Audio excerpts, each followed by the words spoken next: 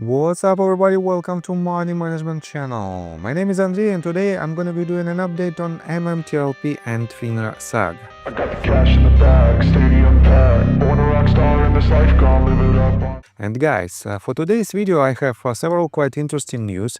First though, I will show you the most recent updates in the lawsuits that are active, and well, we have quite interesting news directly related to these lawsuits. I will show you and I will try to explain you all the details about this. On top of that, I will show you some news from the so-called non-litigational path to the resolution.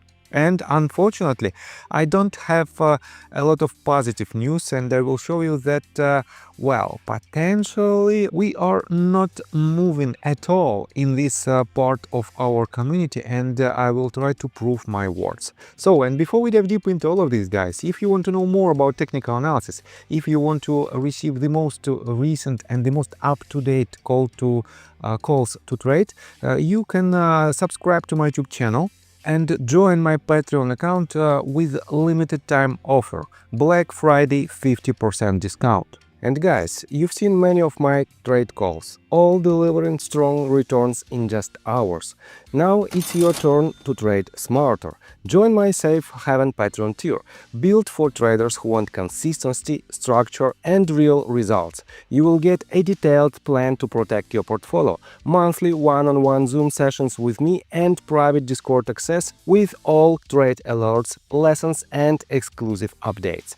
And here is the best part. If you don't earn more than your subscription price within 30 days, you will receive a full refund, no question asked, as long as your trading account balance is at least $2,500 and you've taken all the recommended trades during the period.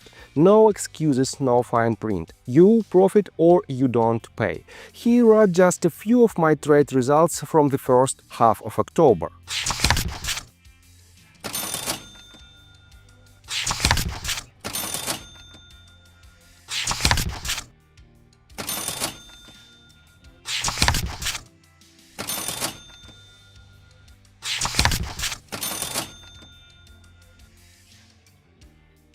But don't wait, this offer is available for a limited time only. Once the spots are filled, enrollment will close. Join today and let's start building your edge in the market. So, and let's begin today's video with this update. Here is the court listener website, and here is the page that is dedicated to Kelly versus FINRA lawsuit. And right here you can see that we have the most recent updates.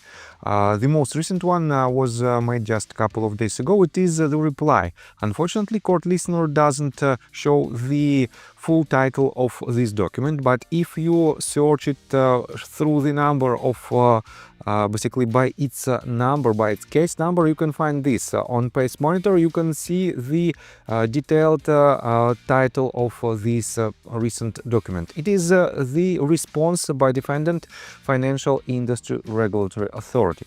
So, FINRA responded to William Kelly, and I have to say that, well, unfortunately, I don't have any comments from William Kelly himself, but I will show you within a minute his news, his update about this story. On top of that, another lawsuit that well, that didn't have a lot of updates for the last pretty much 2 months, has this new filing that was filed again on December the 5th, and it is an order to show cause. And here is more detailed title of this document: order to show cause as to Daniel Robert Oxer. Show cause response due within 7 days of the date of this order, signed by Judge Ronald C. Griffin.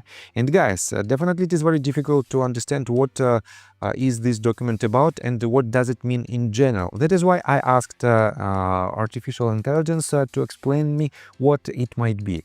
And here is the answer. Order to show cause is a formal instruction from a judge telling a person, in this case Daniel Robert Oxer, that they must explain something to the court or justify why the court should not take a certain action against them. The judge wants Daniel Robert Oxer to give a written explanation within 7 days, or the court may take action against him. So, This means, guys, within the next 7 days, and for now, within the next pretty much less than 5 days, we have to see some updates from Daniel Oxer. Unfortunately, again, we don't have any comments from his side in both of his Twitter accounts, but he told me in private letter that well, he has some news, and when his lawyer allows him, he will publish more details, and I will definitely cover this update. But for now, guys, we have to wait. We have to patiently wait for the updates in these litigation processes, and I still think that we have well, the only path to the resolution for now is the litigation path. And let me show you another updates related to this exact story. So CPO wrote this just a couple of days ago. People seem to have mistook this message for something it is not. And he refers to his own tweet that he wrote the day before this tweet on December the 4th, and he wrote, there is a lot of people that want to know if I'm going to settle, and the answer is yes, yes I am. And here is the part of here is the screenshot of his of the documents that he filed in his lawsuit, and you can see that the person who violates any provision of this chapter, this 78 FF penalties, will be charged, will be fined from $5 million to $25 million, depending on the status of this person.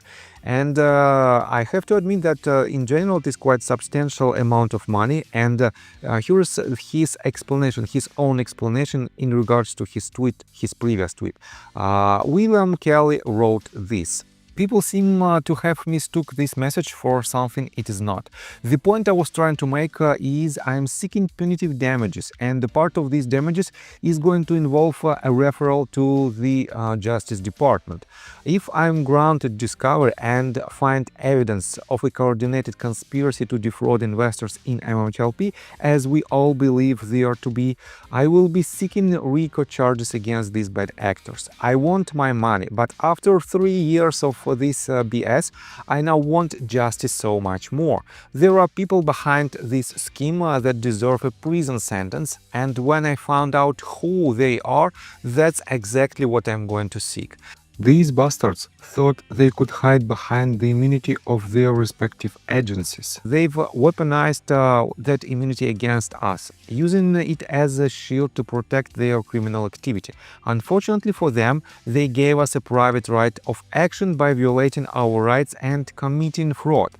So now I'm going to use that as my shield to try and expose every single one of these corrupt pieces of crap.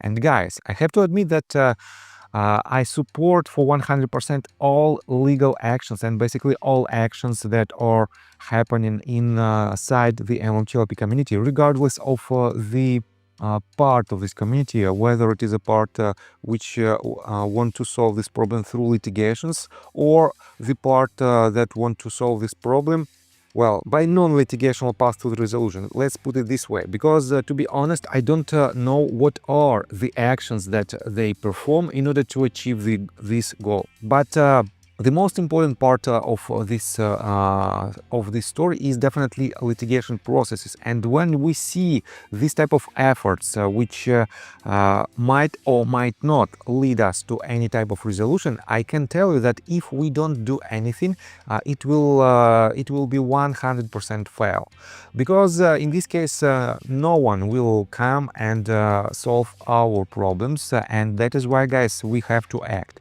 And here is a very important let me show you a very important and interesting comment from Danielle Spears. She also has an active lawsuit, and she wrote in response to this tweet that was written by CPO the following: as you have every right to do. You got off your ass and you took action. No legal background, and yet you were fearless. You did what was right for yourself. So if you negotiate a settlement, congratulations.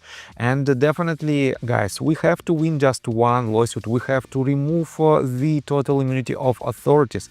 And in this case, we will understand whether FINRA and SEC guilty in this case or not, and if not, we have to find another entities or companies or people who was the real criminals in this case. And yeah, some cases right now are trying to find it up front, let's put it this way. And I'm talking about several lawsuits that were filed against the board of directors, former board of directors of MMTLP and TRCH. And I'm talking about the case against John Burda and George Palkras. Definitely we have a lot of questions that needs a lot of answers. And for now, we don't have any comments from any one of the board of directors like George Palkras, John Burda and Greg McCabe that might give us the information that potentially could be useful in this case. That is why, guys, the questions are still here and we are still fighting. But let me show you another comment from Scipio. He wrote, wait a second, he wrote the following in response to AZN Power 86. AZN Power wrote, after thinking about it for a little while, which would be more effective? 1. Getting $5 million and attempting to get the protected and shielded crooks in prison, which they may avoid. Or 2. Getting $25 million and helping other MMTLP cases pursue market regulator prison time. And CPO responded this. My case as it against FINRA can only pursue the $25 million for fraud damages because my case is not against a natural person. And guys, the difference in between $5 million and $25 million, as I mentioned, is the status of the defendant. If it is a natural person, the top amount of fine might be only $5 million. If it is the company or entity, it might be up to $25 million. And guys, I think if CPO can prove that the RICO case might be implemented to our story, in this case, he will have a triple damages on all of the fines that can be implemented in his story. And let me quote you further. Natural people will be revealed in discovery and additional cases could be brought against them directly, depending on what the evidence reveals. Those natural persons can potentially face the prison sentences, but I can criminally prosecute for it. Only the government can do that. What I can do is forward incriminating evidence to various law enforcement agencies, so these individuals can be criminally prosecuted. And guys, definitely it is very good to see that we have at least a couple of dozen people who are trying to pursue the litigational path. And it is totally okay that not each and every person who invested in MMTLP can afford to file a lawsuit because it is a very expensive procedure and you have to know what you are doing. And if you don't know how to do it, it is definitely extremely difficult to file any of these documents. But we have some people who can and who try to do it, and well, that is why I am trying to help you to spread this information to as many people as I can. On top of that, guys, take a look right here. John Burda reposted this tweet that was written by Gardner Wade. And Gardner Wade wrote, MMTLP army coming at you, SEC Paul Atkins. Time's up, buddy. You have shown us your cards and done absolutely nothing to protect investors. All you have done is hide the truth on the MMTLP U3 halt and cover for the criminal hedge funds crimes. GNS, GME, MC, GJT. And he added, he basically responded to the tweet that was written by Stephanie on December the 5th. And she wrote, time to go after the SEC. And guys, I have to admit that this type of posts, this type of tweets lead us nowhere. Because what are the actions behind these so-called statements? Zero actions. And that is why, guys, it will not lead us anywhere. It is just a noise. Unfortunately, it is just a noise when where you cannot do anything with it. And we have to use our social media in order to spread this information, not to make this type of statements that we are coming after you and we are trying to, well, do some actions. And guys, you can see that there is zero mentions of the potential lawsuit. And how you can do anything without a lawsuit? Can you come to Paul Atkins and just tell him, give us your money? For what? it is not the solution. And let me show you another update. Junk Savvy reposted this tweet that was written by Rob Carter again on December the 5th, and he wrote, MMTLP Army, please listen to Lara Logan explain the situation we face. The warriors representing MMTLP are exercising the only strategy that works: relentless pressure. The corrupt system protects itself from you. Guys, relentless pressure is not the solution in our case, and we are witnessing it. We've been here for more than 3 years. The 3-year threshold of the U3 halt will be within just basically it will be tomorrow, and I have to say that none of these actions lead us to some kind of solution. The relentless pressure is good when it is when the accident happened just couple of hours to days, couple of days before these actions, and that is why the only path how we can solve it is through litigation processes. On top of that, I want to show you this.